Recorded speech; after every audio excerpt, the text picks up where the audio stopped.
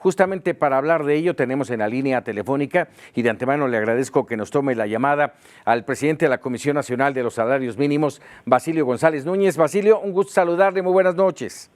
Igualmente, Paco, con el gusto siempre también de saludarlo. A ver, yo, si me acaba de escuchar, hablo de esta polémica que generó entre la sociedad principalmente este hecho, un aumento de 8 pesitos y 32 centavos, que el presidente ha mencionado que eso no es un ajuste menor. ¿No lo es? No lo es. Durante los últimos 30 años no habíamos tenido un incremento de esta naturaleza.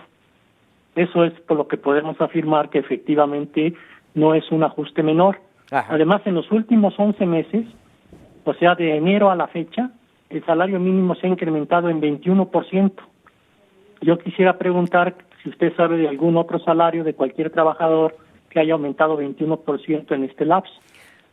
Así es, pero bueno, en este entorno, Basilio, yo quisiera que nos explicara, para que la gente quede muy clara, el por qué no fue más y por qué se tardó. Hubo semanas y semanas en que hubo mucha presión para que se llevara a cabo el aumento. Se hablaba de este 90 y tantos % al que se pretendía 97.50, la línea de bienestar. Así es, esa famosa línea del bienestar. ¿Por qué tanto tiempo y por qué se llegó tan solo a estos 8 pesos?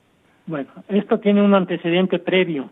Es decir, ¿por qué durante 30 años no pudimos incrementar el salario mínimo de tal manera que diera cumplimiento al mandato constitucional? Ajá. Había necesidad de superar aquellos obstáculos que estaban impidiendo que esto fuera posible.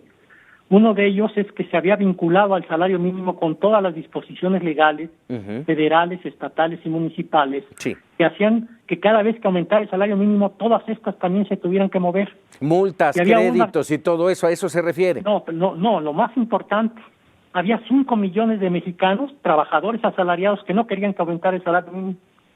¿Por? Parece contradictorio. ¿Por qué? Porque obviamente cada vez que aumentaba el salario mínimo, aumentaba su deuda de la vivienda con el Infonavit. O sea, el saldo de su vivienda estaba vinculado al incremento del salario mínimo. Y nada más para que tengamos una idea de proporciones, el monto del crédito a la vivienda del Infonavit equivalía a 1 billón de pesos. De manera que si ahorita hubiéramos hecho ese incremento sin que se hubiera desvinculado, los mexicanos, los trabajadores, al día siguiente deberían 100,000 millones de pesos más.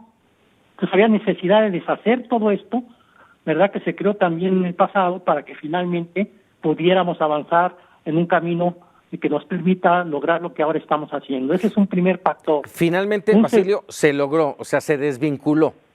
Así, eso se hizo en febrero del año pasado. Así es. ¿Verdad? Y se creó la UMA, la Unidad de Medida y Actualización, en sustitución del salario mínimo para estos efectos. Las prerrogativas de los partidos políticos estaban también en términos de salarios mínimos. Cada vez que aumentaba el salario mínimo, también aumentaban las prerrogativas de los partidos políticos, nada más porque aumentábamos el salario mínimo. Pues había necesidad de deshacer todo esto. Es decir, se modificaron de las cerca de 300 leyes federales que tenemos, en el 56% de ellas estaba vinculado el salario mínimo. Y lo mismo sucedía en las 4.500 leyes a nivel estatal. Había que desvincular al salario mínimo de todo esto. Eso fue lo que se hizo el año pasado. Sí. El segundo factor es que el incremento que se da al salario mínimo servía también con lo que se denomina el efecto faro. Esto significa que el incremento que dábamos al salario mínimo se tomaba también para contratación colectiva como referente, tanto en jurisdicción local como en jurisdicción federal, y en los demás salarios casi de todos los mexicanos en México, exceptuando los altos salarios.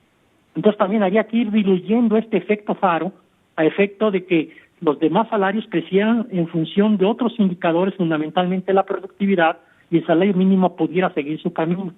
Esto también lo comenzamos a hacer a partir de diciembre de este año, cuando se crea el concepto de MIR, de Monto Independiente de Recuperación. Este Monto Independiente de Recuperación es un concepto que creamos en la comisión justamente para que fuera posible ir incrementando el salario mínimo en pesos y no en porcentaje.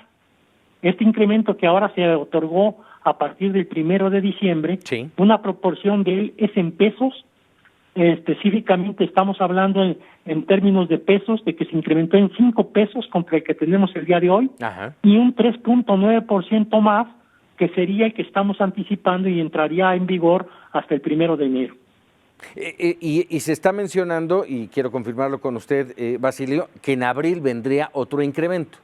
No es obligatorio, simplemente la ley establece que si existen condiciones económicas que lo permitan, la comisión revisará esta circunstancia y de ser así, se procedería nuevamente a un aumento. Si las condiciones económicas no lo permiten, todo lo que estamos viendo en la economía nacional e internacional, el Tratado de Libre Comercio, se concreta, no se concreta, la economía de los Estados Unidos crece, no crece, la economía mundial igualmente, la inflación en México, cómo va, cientos de indicadores se tienen que revisar para poder determinar si efectivamente hay condiciones que permitan el aumento del salario mínimo.